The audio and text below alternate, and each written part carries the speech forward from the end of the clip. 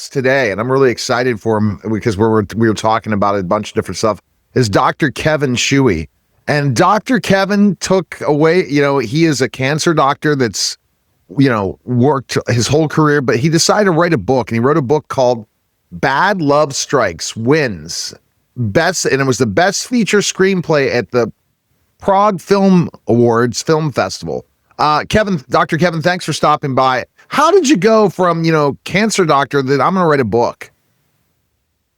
Wow. So, actually, I've written articles, for medical journals and that kind of thing. And, I'm not a stranger to writing, but this literally happened, late in 2018. I'm a World War II, history buff.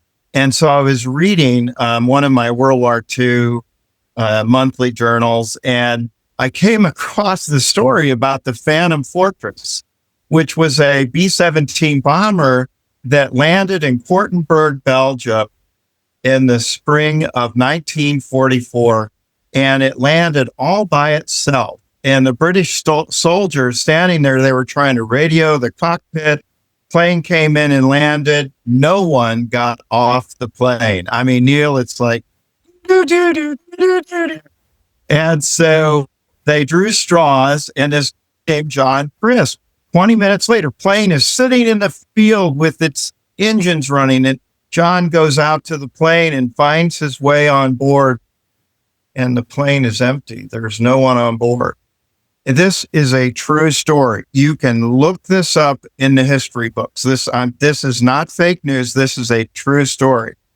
And so John finds his way to the cockpit and figures out how to turn the engines off. But there's parachutes lined up against the fuselage. There's leather jackets on the floor. The flight plan is out on the navigator's desk. And so there's a story behind that. But to believe that a B-17 bomber from World War II, that the pilot and crew bailed out and the plane managed to land itself at a friendly airbase is a little stretch. So that was, this is the answer to your question. That was the spark that it lit my imagination. And I'm like, I grew up, I said, maybe time travelers were on that plane and they got zapped back to the future right after the plane landed. And that was the genesis of me coming up with this idea to write the Bad Love series. Okay, so to take us back, so just you got that idea and then you rolled with it. But again, did you feel like you had that creative mind? Kind of explaining, your doctor role, and as a doctor, you're wearing a different hat. Is this something you always wanted to do, yet you chose a profession, and this is kind of found yourself? Yeah, I've always had this creative genetic thing going on. My dad was a southpaw, and he started painting oil on canvas at age 70. And so my mother was very analytic, and to be a radiation oncologist, I have this physics and mathematics part going on in my left brain, but my right brain, I have my dad. And so, I've always been creative. When I was practicing, I practiced out in Denver, Colorado for about 20 years. Every year we would put on a show on Cancer Survivors Day, and I would write a script where the doctors, we would have a theme like Guardians of the Galaxy or the 1950s or, the psychedelic 60s. And so I would have the doctors ask each other questions, and the answers to those questions would be clips from songs from that era. My dad was a jukebox vendor in St. Louis when I was growing up. And so we had every 5 RPM record from the 50s, 60s, and 70s on our Wurlitzer jukebox in our basement. And it imprinted me. I have 2 older sisters, very popular girls in high school, and watched them dancing. And so I got imprinted with this music brain. And so, yes, I have that creative thing going on. all these books, Bad Love Strikes, Bad Love Tigers, Bad Love Beyond, Bad Love Medicine, they all have soundtracks of songs from the 60s and 70s. And so it's like the best music ever recorded. Wow. All right. So the creation of this, a series, go figure. And then the screenplay, does that have to do with one of your books or all the books, the screenplay? Yeah. So I wrote the screenplay to Bad Love Strikes, the first book. And that screenplay, it probably won about 10 or 15 awards. And then I wrote the screenplay to Bad Love Tigers, having learned what I could have done better on the first screenplay. Bad Love Tigers has won over 400 international awards, screenplay.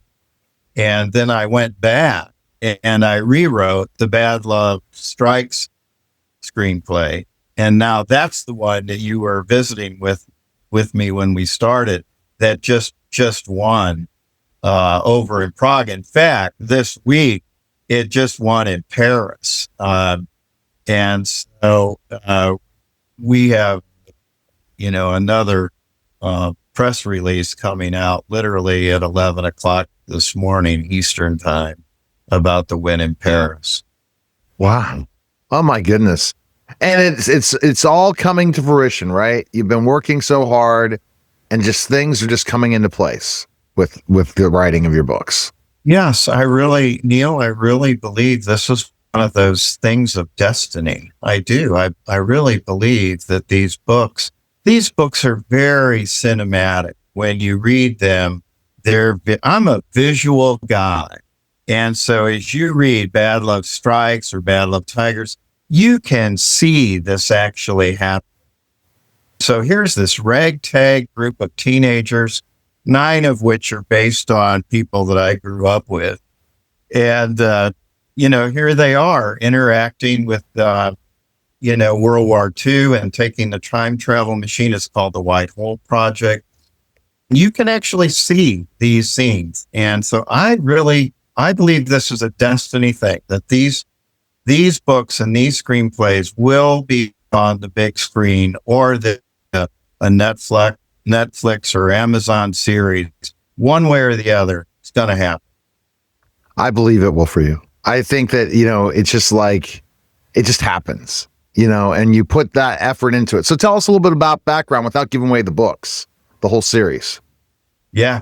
So I gave you a little bit of a hint about the Phantom Fortress. So the story actually goes back to World War II. And so as you know, the Japanese bombed Pearl Harbor in December of 41. And in June of 1942, Roosevelt launched the Manhattan Project. And it was at the insistence or prompting of Albert Einstein, who told Roosevelt that Hitler was developing an atomic bomb and that we needed to be first. And so that's actual history. My storyline starts in October of 42, where Roosevelt invites Einstein to the White House. They were friends, and so they have dinner together. And Roosevelt says to Einstein, Albert, I'm concerned about Hitler getting the bomb first, and prudence would call for us to have a backup plan. So I'm commissioning you to build a usable time travel machine that we will call the White Hole Project. And we will only use the White Hole in the event that Hitler wins the race to get the atomic bomb. And if we do win the race to get the bomb, we're going to seal the White Hole off and not use it, because I'm concerned that time travel would be far more dangerous than an atomic weapon. And so Roosevelt commissions Einstein to create the White Hole Project. And it gets built in Oak Ridge, Tennessee, where we were processing plutonium for the first atomic bomb. It was called the Secret City, the city behind the fence. And so the K-25 plant was the biggest building under one roof in the entire world in World War II. And that's where we were processing plutonium.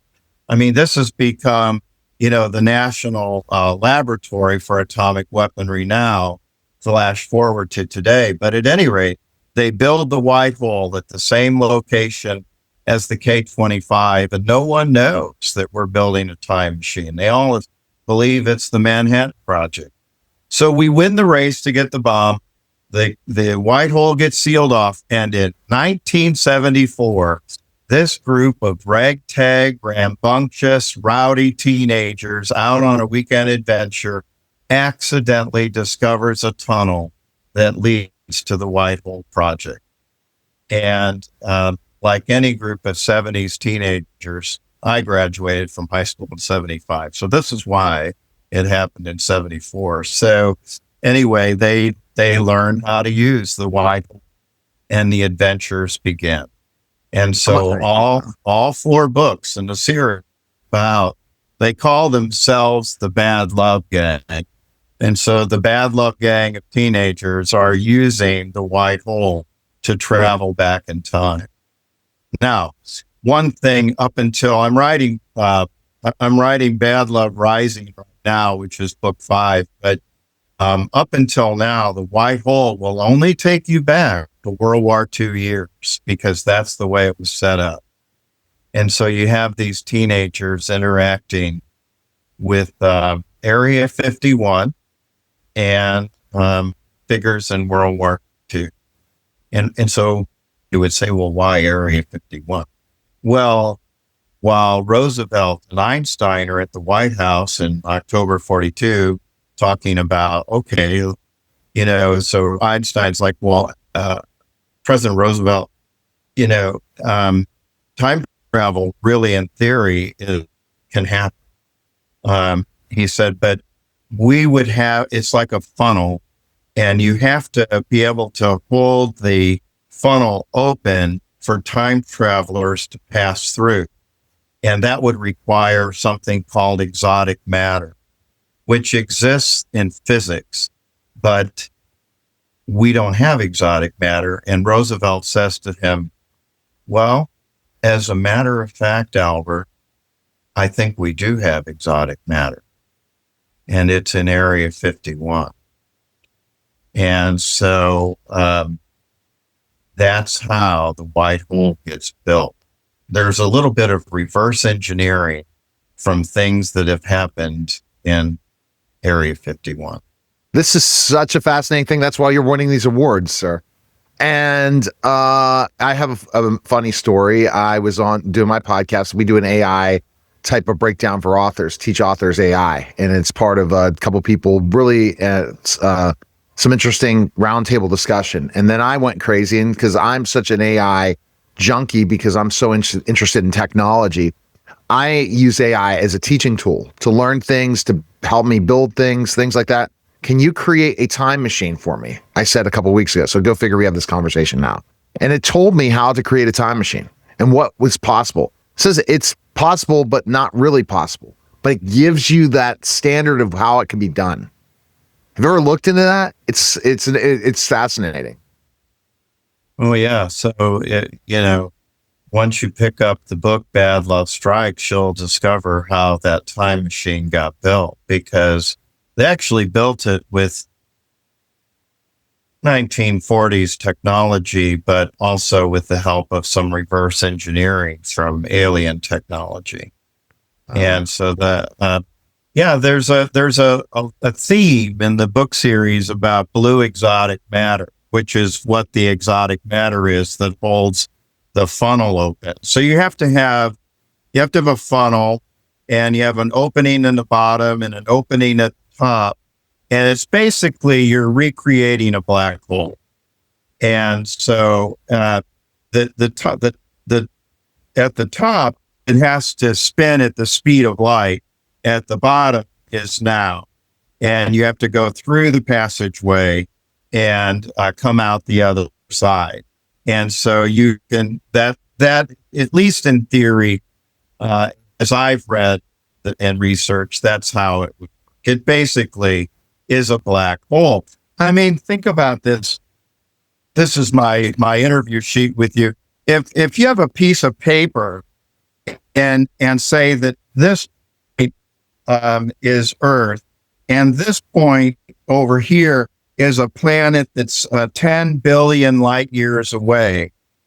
It doesn't matter how fast your spaceship is. You could be in a Star Trek spaceship going at warp 7, and you would get 10 billion light years. You wouldn't make it.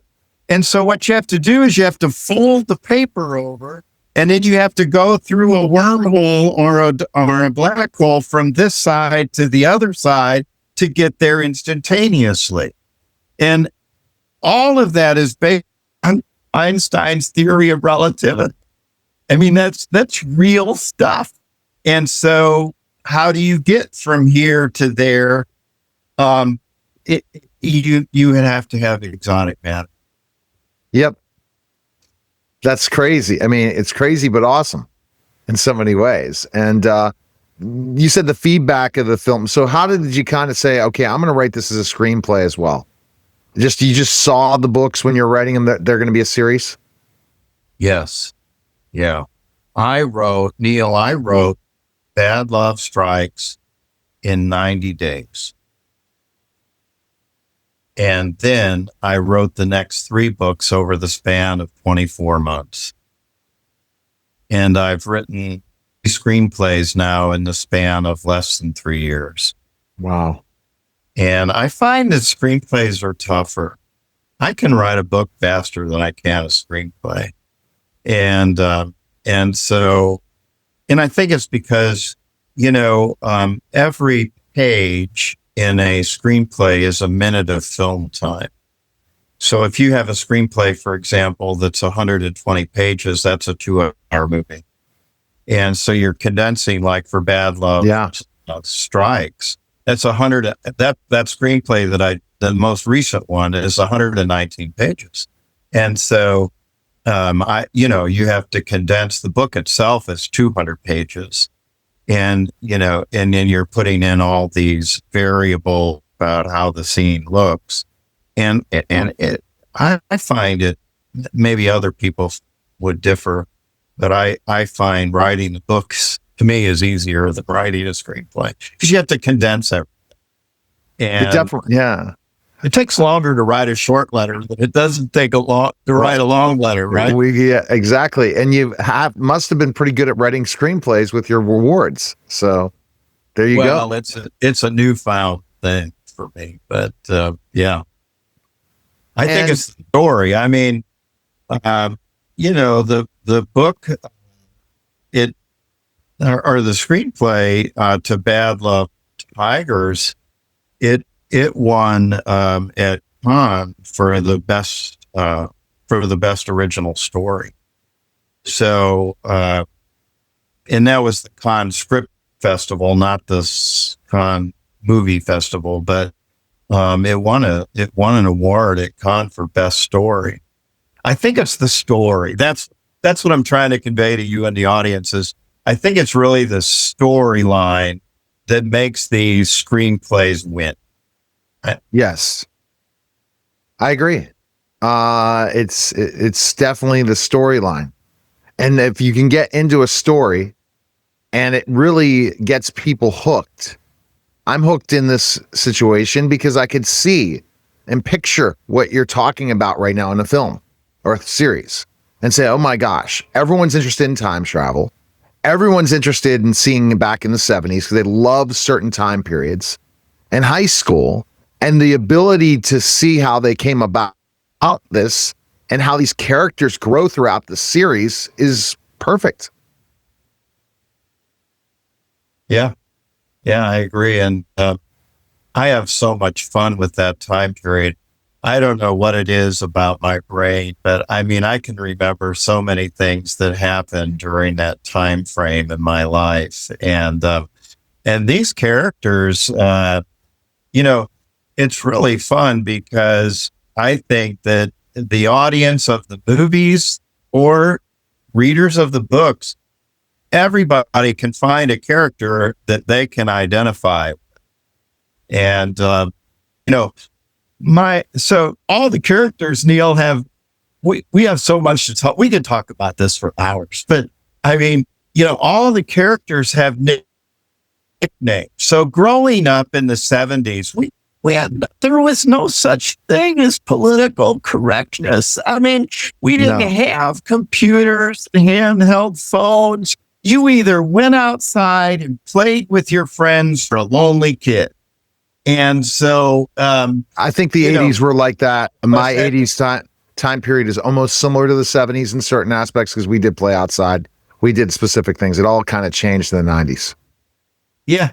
Well, once there were handheld phones, I think it just changed the world. But anyway, and so my nickname growing up was Bubble Butt. And so Bubble Butt is the narrator of the Bad Love book series. Oh.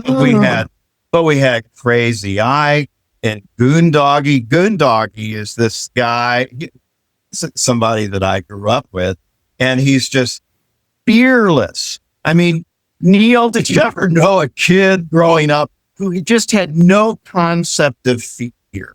Yeah. I mean, we would play hockey on the creeks and ponds in the woods, and this is the guy that would go out and test the ice to make sure that it was strong enough to support our hockey game.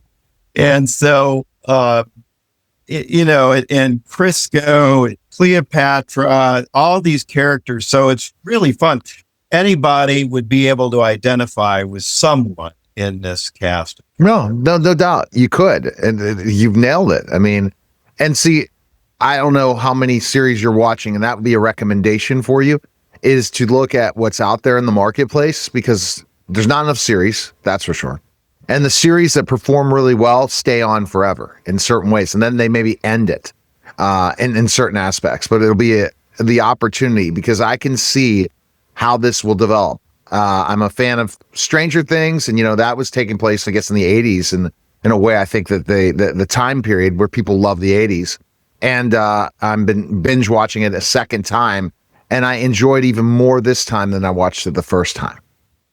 And that's crazy. You would love this, because I have a lot of my patients that read my book series, and they come back to me and they're like, "Hey, Dr. Schewe, this kind of reminds me of Stranger Things, the way you've casted these characters." And so there have been parallels to that. My wife and I right now, this is kind of it's a little bit off the topic, but doesn't matter. When you come on my show, that we can go off topic. Don't worry. Well, we're watching Ray Donovan right now, which is a series of it's 7 series. We're like hooked on it, and we're in like season 5 right now. But I've been sitting back and I'm like, why are we so interested in this series? And literally, it's because of the characters. I mean, there are all these different personalities and characters. And you can identify, you can be like, oh yeah, that would be me if I were in that situation, And so I think that in movies, God willing, I have Ron Howard do this movie, the Bad Love series on the screen. Apollo 13, for example, is my single favorite movie of all time. And, it's a Ron Howard movie. And so, I think having the characters, Bubble Butt and Bucky are like Luke Skywalker and Han Solo. That's the kind of chemistry that Bucky and Bucky's one of the guys in my book. And Bubble Butt, they have that chemistry. Like Han Solo and Luke Skywalker, and because they're button heads, they're a different age, but they kind of get together and do some great things. Well, I am rooting for you on this, and I think that you have the passion to keep going and keep going out there and talking to people. I'm connected to a lot of celebrities. I'm very lucky in a way, I guess, building this for 15 years, and all my own independent way, interviewing all these celebrities and contacts I have on a regular basis. I talk to people in this film industry and I see the specific things, and they're really looking for good content, period. And it's very hard to find it at times. And we're looking for great things. And I think the biggest thing, if you look in your books, and I'm sure you're a very bright man, you get this and understand this, is that there's conflict in the story, and there's a hero villain kind of going through the process to the end, and you keep them on the edge of your seat, you will hook them. A lot of times, go ahead. The villain is Borya Krovopuskov, and his name is to let blood in Russian, but Borya Krovopuskov, also known as Russ Krovo in Oak Ridge, Tennessee, but he is the arch villain that is kind of carried through the book. There are other villains, like Hitler is a villain. I love it. But anyway, you're right. You've got to have that conflict, and they have conflicts among themselves. They tease each other to no end. So there's that political incorrectness in there. And then, so they have the conflicts, amongst the group themselves, but their bigger conflicts are what's going on with their time travel. And you're looking also at the whole process, thinking about, even some of Stephen King's stuff. You see how that works and how they made that work in so many aspects, his writing. And I can see that you're putting that development, you're putting all that together. Time travel adds, so you look at Back to the Future in ways, put a lot of historical stuff that people love, the 70s, and add that last component of specifically enough the villain and the heroes and a constant series. I see a big thing. So I know you can't announce certain things now. But I guess what you were telling me off air was pretty exciting. A press release is coming out now. You can't announce that on the show if you're allowed to, about the press release that you just sent out. Yeah, so it won Best Pilot Script at the Clown International Film Festival in Paris, France. So it's a yearly festival, very well thought of, very, very well. And we just I literally got the award Monday morning of this. Well, today's Tuesday. I either got it Sunday night or Monday morning, and so it's a year-long festival. This won Best Pilot Script, the Bad Love Strike screenplay. So are you waiting for funding to start? Are you looking for funding? What is the goal, or getting someone to pick it up?